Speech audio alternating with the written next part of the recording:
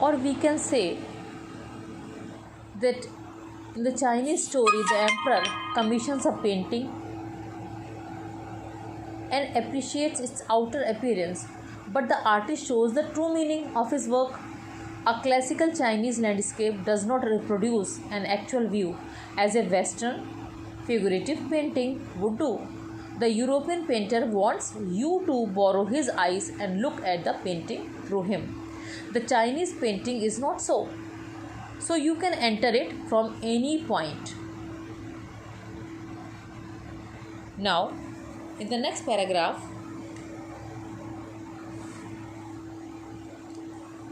I just read it. This concept is expressed as sensuy, literally mountain water, which used together represent the word landscape, more than two elements of an image. These represent two complementary poles reflecting the Taoist view of the universe. The mountain is yang, reaching vertically towards heaven, stable, warm, and dry in the sun, while the water is yin, horizontal and resting on the earth, fluid, moist, and cool. The interaction of yin, the receptive, feminine aspect of universal energy, and the counterpart yang, active and masculine, is of course a fundamental notion of a Taoism. What is often overlooked is an essential third element, the middle void, where three interaction take place. This can be compared with the yogic practice of pranayama, breathe in, retain, breathe out. The suspension of breath is the void where meditation occurs. The middle void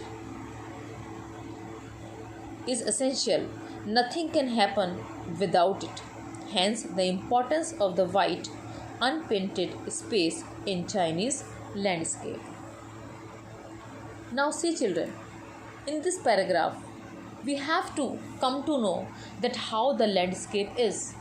This is even more true in the case of horizontal scroll.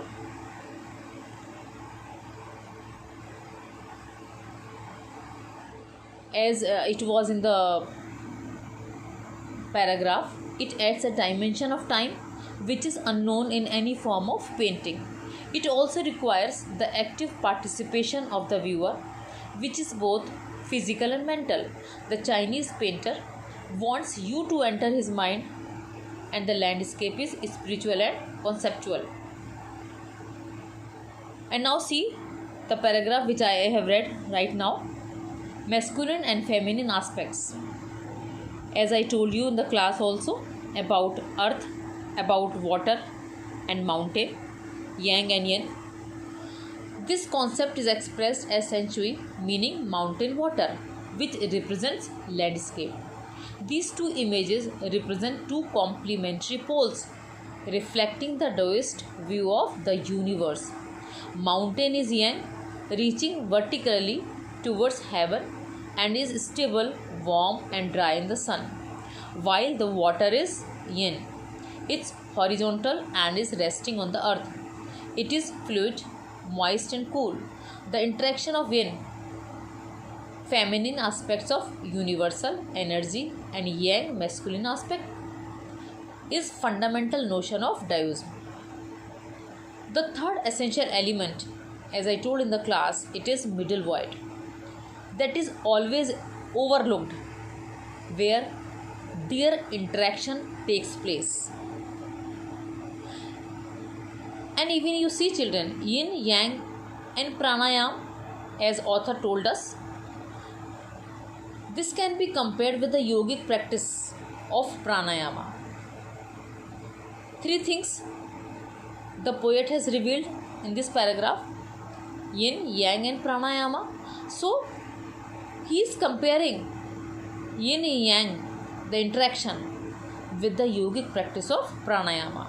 It is when it happens, when we breathe in, we retain, breathe out.